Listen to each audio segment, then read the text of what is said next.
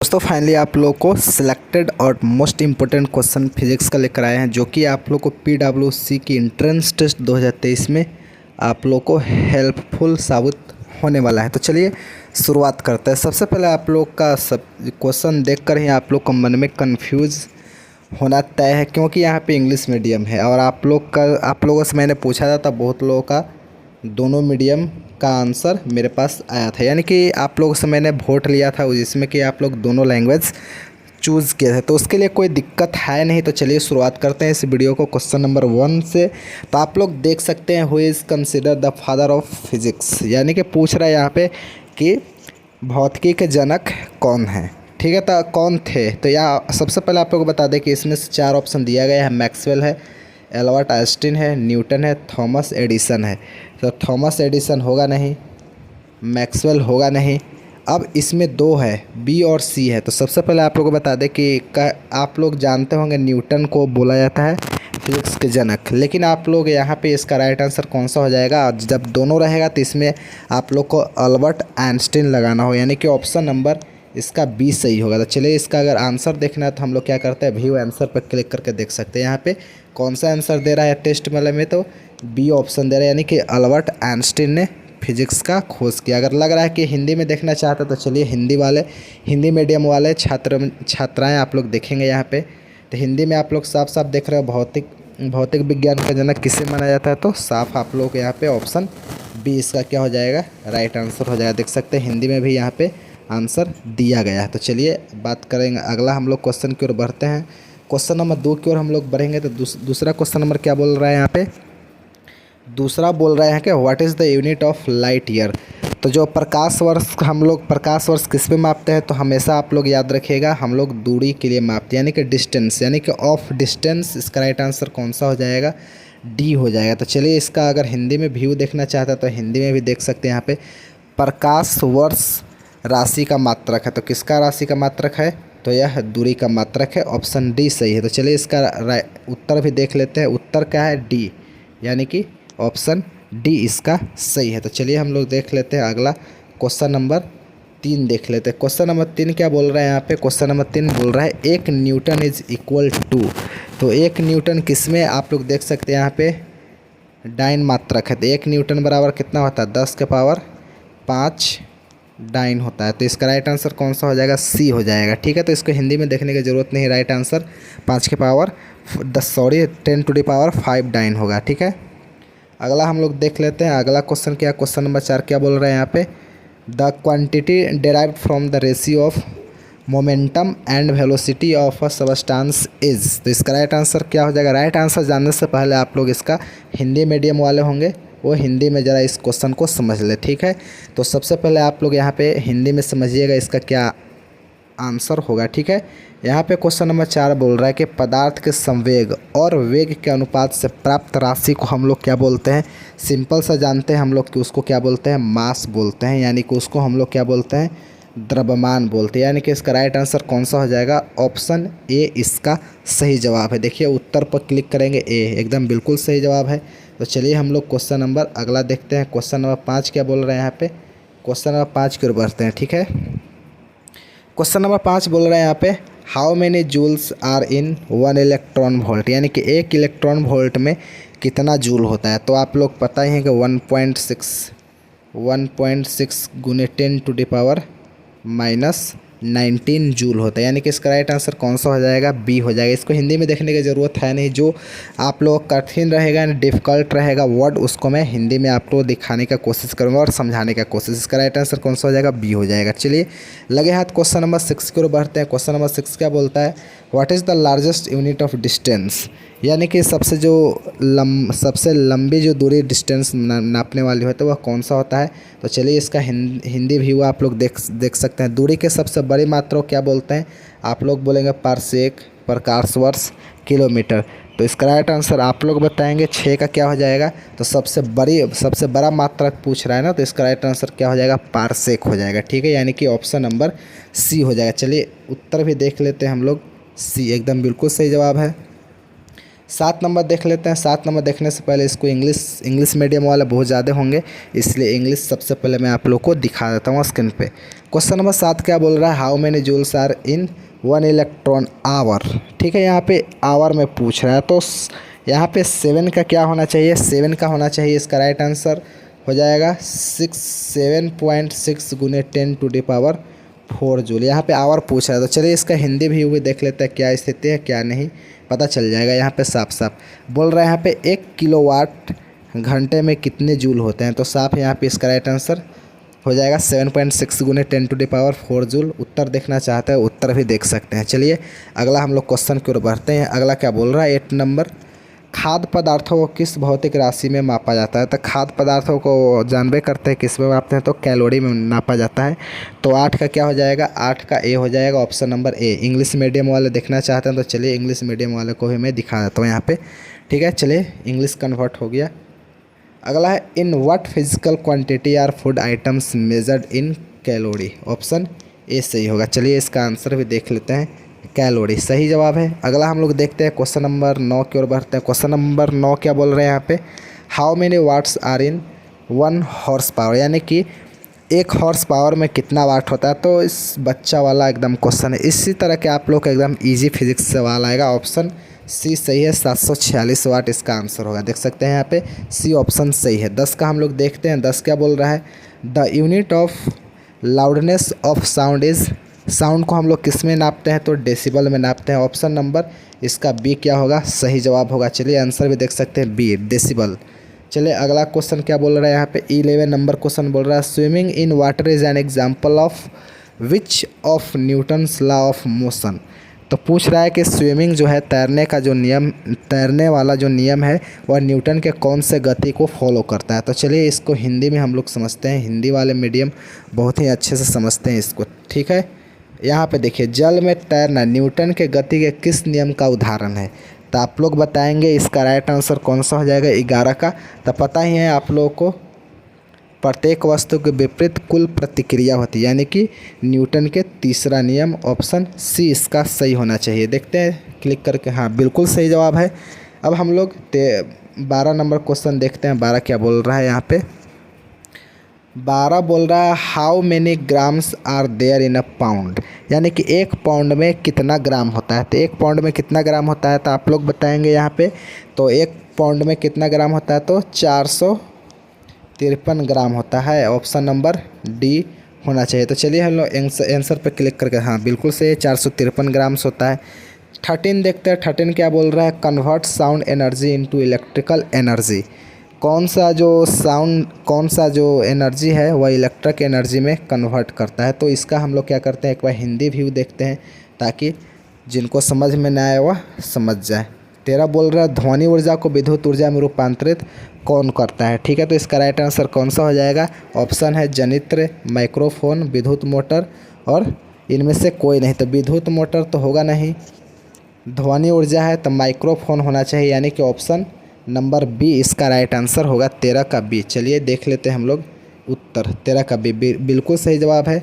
चलिए हम लोग देखते हैं अब इसका इंग्लिश में देखते हैं, रॉकेट का उड़ान किस सिद्धांत पर कार्य करता है। ठीक है, यहाँ पे on what principle is the flight of a rocket base.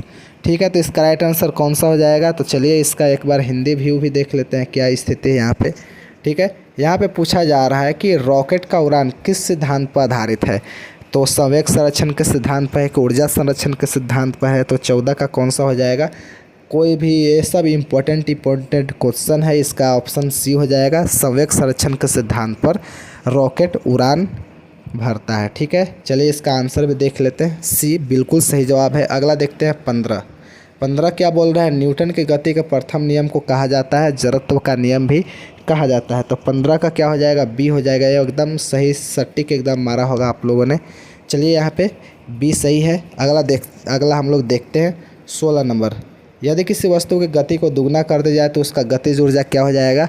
तो मेरे ख्याल से दुगना होना चाहिए। 16 का क्या हो जाएगा, 16 का नहीं, यदि किसी गति को दुगना कर दिया जाए तो गतिज ऊर्जा क्या होगा, गतिज ऊर्जा तो 4 गुना हो जाएगा। तो इसका राइट आंसर कौन सा हो जाएगा, डी हो जाएगा। तो चलिए हम लोग क्लिक करके देखते हैं, हाँ बिल्कुल सही जवाब है। अगला हम लोग देखते हैं 17 नंबर। 1 फुट कितने सेंटीमीटर के बराबर होता है? 1 फुट में कितने सेंटीमीटर होता है? तो 17 का क्या हो जाएगा आप लोग का? 17 का हो जाएगा 30.48 सेंटीमीटर। ऑप्शन ए इसका सही हो जाएगा, 30.48 सेंटीमीटर। चलिए इसका उत्तर भी देख लेते हैं। बिल्कुल सही जवाब है। 18 का देख लेते हैं हम लोग, 18 क्या बोल रहा है। समय के वेग के साथ परिवर्तन के दर को हम लोग क्या बोलते हैं? मेरे ख्याल से संवेग त्वरण बोला जाता होगा।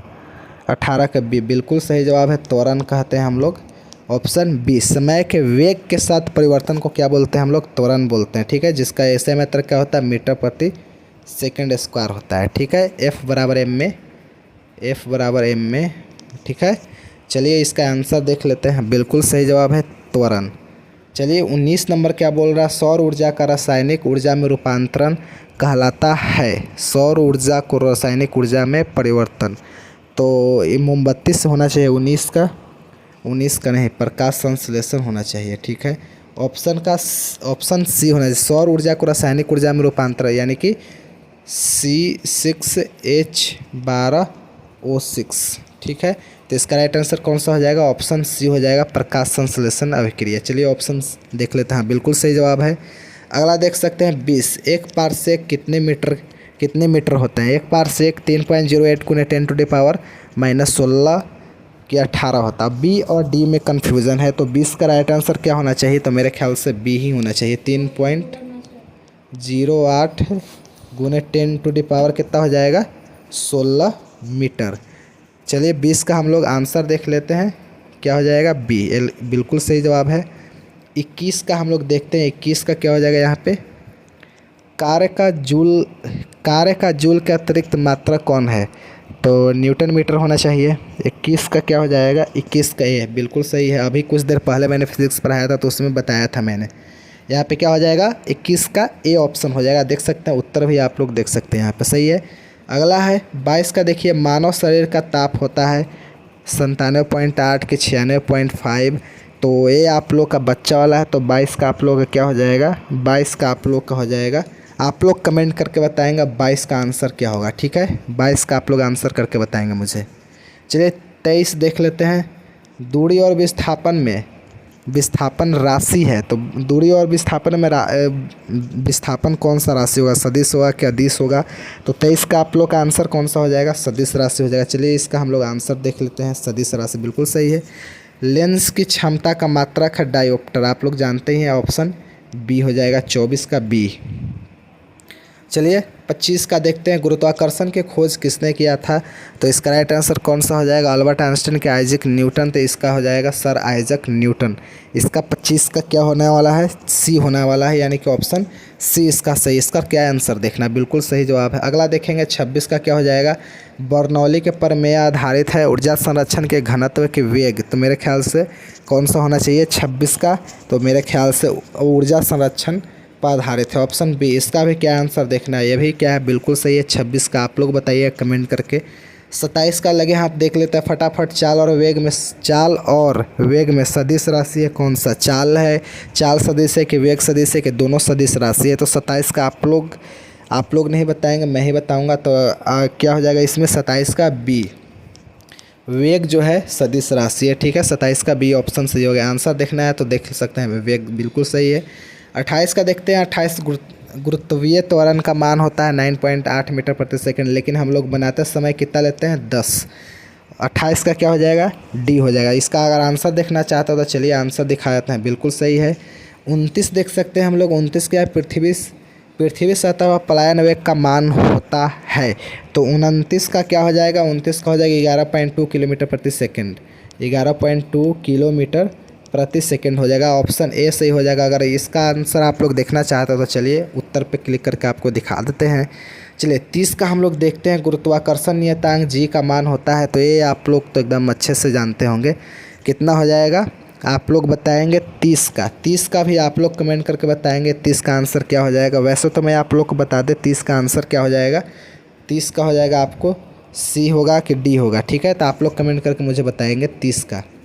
31 का देखते हैं। 31 क्या बोल रहा है? किस ताप पर सेल्सियस तथा फ़ारेनहाइट दोनों पैमानों पर मान बराबर होता है? तो अगर आप लोग इसका इंग्लिश व्यू देखना चाहते हो चलिए इंग्लिश व्यू भी मैं आप लोग क्या करता हूँ दिखा देता हूँ। चलिए यहाँ पे आप लोग देखेंगे English at what temperature are the values on both the Celsius and Fahrenheit scales equal. तो -40 डिग्री इसका राइट आंसर हो जाता है। ठीक है, ये सब टॉप मोस्ट इंपॉर्टेंट क्वेश्चन है। चलिए आंसर भी आप लोग देख सकते हैं यहाँ पे। ठीक है, अगला देख सकते हैं 32 का, what is the value of latent heat of ice. ठीक है, तो चलिए इसका हिंदी देखा जाता है, थोड़ा सा टफ है। यहाँ पे देख सकते हैं बर्फ़ की गुप्त ऊष्मा का मान होता है। तो 32 का क्या हो जाएगा, 32 का डी हो जाएगा 80 कैलोरी ग्राम। उत्तर देखना चाहते हैं तो उत्तर भी देख सकते हैं, डी ही ऑप्शन है। 38 का देख सकते हैं, आवृत्ति का मात्रा क्या होता है, हर्ज होता है, यानी कि हर्ज होता है, HZ होता है इसका। ठीक है, ऑप्शन बी इसका सही है। अगला हम लोग देखते हैं 34, किस रंग की तरंगदैर्ध्य सबसे अधिकतम होता है। तरंगदैर्ध्य पूछा जा रहा है तो लाल का होना चाहिए सबसे ज़्यादा, 34 का ए बिल्कुल सही है। रेड का सबसे ज़्यादा होता है यहाँ पे। अगला हम लोग देखते हैं 35, चुंबकीय फ्लक्स का मात्रक होता है टेस्ला की वेबर। तो 35 का इसका राइट आंसर कौन सा हो जाएगा, वेबर। इसमें बहुत सारे कन्फ्यूज़न होता है छात्राएं। चुंबकीय फ्लक्स का मात्रक होता है वेबर, ऑप्शन सी इसका सही है। वेबरा से याद रखिएगा, वेबर। ठीक है, 36 का हम लोग देख लेते हैं। 36 क्या बोल रहा है, पृष्ठ नाव पर दाब के साथ क्या प्रभाव पड़ता है। तो पृष्ठ नाव के साथ दाब पर क्या प्रभाव पड़ता है। तो 36 का क्या हो जाएगा, 36 का आप लोग को हो जाएगा ताप के साथ वह क्या करता है, घटता है। ऑप्शन नंबर ए इसका सही। अगर आप लोग 11th 12th अच्छे से पढ़े होंगे तो ये सब बनाने में दिक्कत नहीं होगी, और ना ही PWC की एंट्रेंस टेस्ट में आप लोगों का कोई भी क्वेश्चन आप लोगों से छूटेगा नहीं। ठीक है, 37 का देख सकते हैं, वायु में ध्वनि के चाल पर किस भौतिक राशि का प्रभाव नहीं पड़ता है। तो 37 का राइट आंसर कौन सा हो जाएगा, दाब पर, ऑप्शन नंबर बी सही हो जाएगा। तो चलिए इसका हम लोग देख लेते हैं, उत्तर बिल्कुल सही है, दाब। 38 देख सकते हैं, जड़त्व आघूर्ण तथा कोणीय त्वरण के गुणनफल को कहा जाता है बल आघूर्ण के कोणीय संवेग। तो मेरे ख्याल से कौन सा हो जाएगा, 38 का बल आघूर्ण कहा जाता है। ठीक है, ऑप्शन नंबर सी हो जाएगा। इसका आंसर देखने का मन है तो आप लोग देख सकते हैं, आंसर सी सही है। ठीक है, 39 देखते हैं। 39 क्या बोल रहे हैं यहाँ पे, गुरुत्वीय त्वरण का मान अधिकतम होता है। गुरुत्वीय त्वरण का मान अधिकतम कहाँ पर होता है, तो ध्रुवों पर सबसे अधिक होता है। ये सब रटाया क्वेश्चन है, आप लोग एकदम पक्का मार देंगे। चलिए देख सकते हैं यहाँ पे ए ऑप्शन सही है। 40 का देख सकते हैं, अनुनाद की स्थिति में दोलनों का आयाम होता है। तो 40 का क्या हो जाएगा, 40 का अधिकतम हो जाएगा, ऑप्शन बी इसका सही है। आंसर देखने का मन है तो चलिए आंसर भी आपको दिखा देते हैं, बी बिल्कुल सही है। 41 देख सकते हैं, प्रकाश की निर्वात में चाल होती है, कितना होता है। तो यहाँ पे राइट आंसर आप लोग का हो जाएगा 41 का सी हो जाएगा, यानी कि 3 × 10⁸ मीटर प्रति सेकंड। चलिए 42 देख लेते हैं, फोकस दूरी और वक्रता त्रिज्या होती है आधी के बराबर के दुगनी के 4 गुनी। तो फोकस दूरी और वक्रता त्रिज्या क्या होती है, एफ बराबर क्या होता है, 2r होता है। तो r बराबर क्या लिखते हैं हम लोग, r/2 लिखते हैं। तो इसका राइट आंसर कौन सा हो जाएगा, 42 का ए हो जाएगा, आधी होती है। ए वाला आप लोगों से पूछा जा रहा है। ठीक है, तो इसका आंसर देखना चाहता तो देख सकते हैं, आधी होती है। चलिए 43 देख लेते हैं, समतल दर्पण की फोकस दूरी होती है शून्य की अनंत की -25 सेंटीमीटर। तो 43 का क्या हो जाएगा, अनंत होती है। ठीक है, ये हमेशा पूछा गया है। चलिए 44 देख लेते हैं, कांच आयु के लिए क्रांतिक कोण का मान होता है। कांच और आयु, तो कांच के लिए हो जाएगा आप लोग का 44 का हो जाएगा 41 डिग्री 49 मिनट। 41 डिग्री 49 मिनट आप लोग का क्या हो जाएगा, कोण हो जाएगा। चलिए इसका आंसर देख लेते हैं, हाँ बिल्कुल सही है। हीरे में क्रांतिक कोण होता है 42 के आसपास होता है। तो इसका 45 का क्या हो जाएगा, 45 का डी हो जाएगा, 45 का डी, 24 डिग्री होना चाहिए। चलिए इसका आंसर भी हम लोग देख लेते हैं, यार कितना याद रहेगा मुझे भी। 46 का देख सकते हैं, दूरदृष्टि दोष से प्रेरित व्यक्ति को किस लेंस की चश्मे की ज़रूरत है, अवतल लेंस। 46 का तो यही होना चाहिए, दूरदृष्टि है ना, दूरदृष्टि के लिए उत्तल लेंस, ऑप्शन नंबर बी इसका सही होना चाहिए। चलिए देख लेते हैं क्या स्थिति है, हाँ बिल्कुल सही है। 47 देख लेते हैं, जब लेंस की फोकस दूरी 1 मीटर होती है तो लेंस की क्षमता का मान होता है। तो इसका राइट आंसर आप लोग बताएंगे, ऑप्शन नंबर कितना हो जाएगा, सी होना चाहिए, 1 डायोप्टर। देख लेते हैं, हाँ बिल्कुल सही है। 48, आकाश का रंग नीला दिखाई देता है प्रकाश के पूर्ण आंतरिक परावर्तन के प्रकाश के प्रकीर्णन के घनत्व के कारण। तो 48 का क्या हो जाएगा, प्रकाश के प्रकीर्णन के कारण, ऑप्शन नंबर बी। ये सब तो रटल रटावल है आप लोग का। लाल रंग के प्रकाश का प्रकीर्णन होता है, प्रकीर्णन में इसका क्या हो जाएगा, न्यूनतम होगा कि अधिकतम होगा। 49 का आप लोग बताएंगे न्यूनतम होता है, प्रकीर्णन में हमेशा ये डाउन चलता है। चलिए इसका राइट आंसर देख लेते हैं, न्यूनतम है 50। चंद्रमा से देखने पर आकाश का रंग दिखाई देता है नीला। 50 का क्या हो जाएगा, काला दिखाई देगा कि नीला दिखाई देगा कि लाल दिखाई देगा। तो आप लोग कमेंट करके 50 का आंसर बताएंगे। तो नहीं बताएंगे तो चलिए आंसर दिखा देते हैं। क्या दिखाई देता है, काला दिखाई देता है। ठीक है, तो आई होप आपके लिए मॉक टेस्ट 50 का कैसा रहा, आप लोग कमेंट करके बताएंगे कि ठीक ठाक क्वेश्चन या इससे थोड़ा हार्ड रहा। तो मैं आप लोग बता दें कि PWC में इससे ज़्यादा वास्ट नहीं पूछेगा। ठीक है, तो मिलते हैं आप लोगों से अगले दिन।